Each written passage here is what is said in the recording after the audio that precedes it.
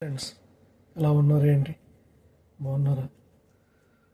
మన నందమూరి తారక రామారావు గారి మనవడు వైవిఎస్ చౌదరి గారితో మూవీ లాంచ్ అవబోతుంది. దాని గురించి ఒకసారి వివరాలు తెలుసుకుందాం. అన్నీ చూసి మూవీ గురించి తెలుసుకుందాం.